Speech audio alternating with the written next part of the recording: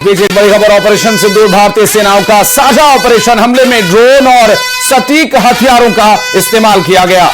वायुसेना ने stand of हथियारों का इस्तेमाल किया। इसमें भारतीय वायुसेना ने 30% टारगेट तबाह किए हैं। आपको बता दें भारतीय आर्मी ने 70% टारगेट तबाह किए हैं। ऑपरेशन सिंदूर भारतीय सेनाओं का यह साझा ऑपरेशन रहा है।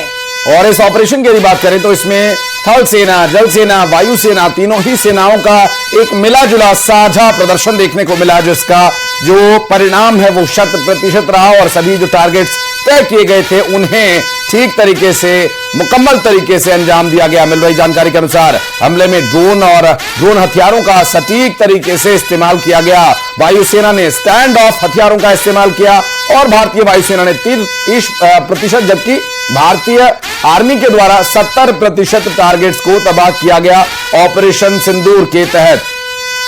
तो बड़े ऑपरेशन को लॉन्च किया गया, बड़े ऑपरेशन को अंजाम दिया गया और इन आतंकवादियों पर प्रहार किया गया है।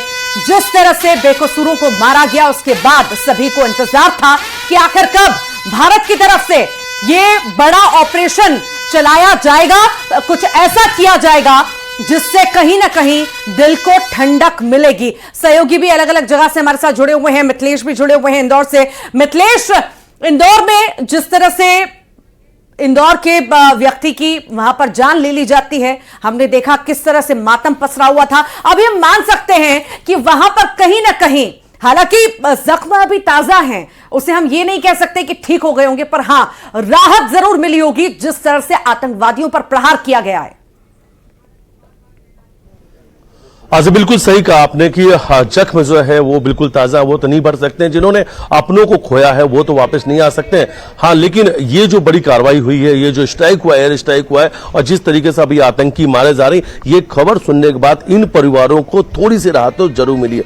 और जो जेनिफर है उनसे हमने बातचीत की, उन्होंने कहा कि इन आतंकियों को इसी तरीके से सबक सिखाना चाहिए था। लेकिन उस बातचीत में, न्यूज 18 के साथ बातचीत में उन्होंने कहा कि सबसे बड़ी बात है कि जो 25 साल के लड़के आए थे, 20, 25, 30 साल, यही उनकी उम्र थी, जिस तरीके से वो बेखौफ होकर गोली चला रहे थे, आखिर इनके सिखाने वाले लोग कौन है, इन्हें कौन ये आतंक का पाठ सिखा रहा है, उन पर भी कार्रवाई होनी चाहिए और ऐसे ही लोगों को सबक सिखाने की जरूरत है। और हालांकि उन्होंने बोला कि आज जिस तरीके से भारत ने पाकिस्तान के आतंकी ठिकानों पर हमला किया, उससे कहीं ना कहीं अब इनको थोड़ी सी सबक तो जरूर मिलेगी, परिवार थोड़ी सी राहत जरूर उन्होंने महसूस किया। उन्होंने कहा कि आज कहीं ना कहीं उनके पति को श्रद्धांजलि भी मिली है। और ये पहलगाम में जो लोग मारे गए थे, जिनकी दुखद निधन हुआ, तो उनके परिवार के लोगों का भी ये कहना है कि आज कहीं ना कहीं उनके परिवार में, जिन्होंने अपने जान गंवाई पहलगाम आतंकी हमले में, उनके परिवार को आज श्रद्धांजलि मिली। सच्ची श्रद्धांजलि आज यही थी, क्योंकि अब ये आतंकी मारे जा रहे हैं और इन आतंकियों को चुन चुन के मारा जा रहा है, उनके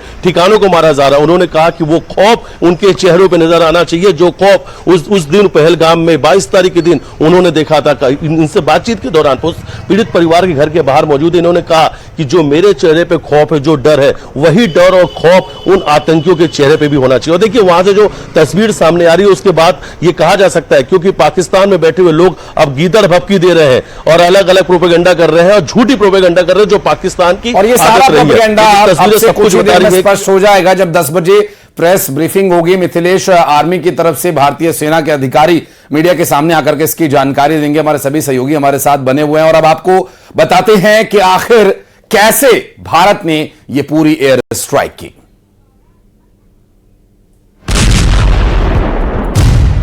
आतंक के खिलाफ सबसे बड़ी स्ट्राइक, पहलगाम नरसंहार का खौफनाक बदला, भारतीय सेना का ऑपरेशन सिंदूर।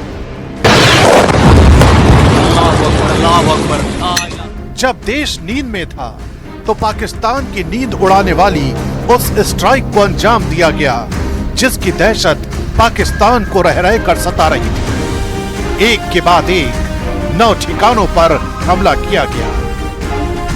इन हमलों के दौरान पीओके में 5 और पाकिस्तान के पंजाब प्रांत में 4 जगहों पर स्ट्राइक की गई। इन सभी हमलों में आतंकी ठिकानों को टारगेट किया गया। खबर है कि बहावलपुर में जैश के मुख्यालय को निशाना बनाया गया, जबकि मुरीदके में लश्कर-ए-तैयबा के हेडक्वार्टर। इस हमले को बहुत बड़ी प्लानिंग के तहत अंजाम दिया गया। जानकारी के मुताबिक आतंक